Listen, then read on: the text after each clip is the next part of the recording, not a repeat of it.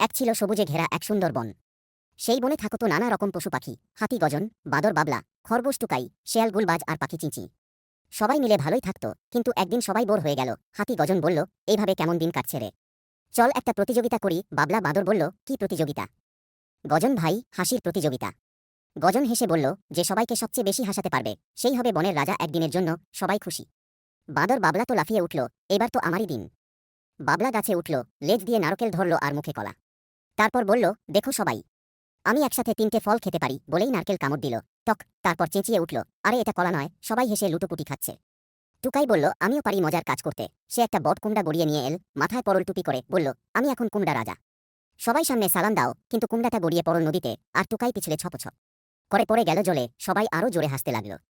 গুলবাজ তো বুদ্ধিমান, ভাবল আমি চালাকি দিয়ে জিতব। সে একটা বড় কলস আনলো, বলল, এই কলসের ভেতর ভূত আছে, আমি ডেকে দেখাই। সে ঢাক বাজিয়ে বলল, ভূত ভাই বেরিয়ে এসো। কিন্তু হাওয়া চলল, কলস উল্টে তার মাথায় টিন করে লাগলো। গুলবাজ চেঁচিয়ে উঠল, ওফ, ভূতটা আমাকে মারল। এবার তো সবাই হেসে গাছ থেকে পড়ে গেল।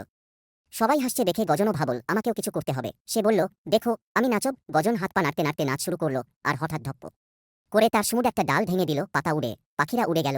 সবাই বলল, গজন ভাই তুমি নাচে না, ভূমিকম্প ঘটাও। শেষে পাখি চিঁচি ঘোষণা করল, বনের হাসির প্রতিযোগিতার বিজয়ী সবাই। কারণ সবাই মিলে হাসতে হাসতে পুরো বন কাঁপিয়ে দিয়েছে। সেই দিন থেকে বনের নাম হয়ে গেল হাসি বন, যেখানে কেউ কাঁদে না, সবাই হাসে। হাসি হলো এমন এক জিনিস যা সবাইকে বন্ধু করে দেয়, তাই প্রতিদিন একটু হাসো, মনটা খুশি রাখো।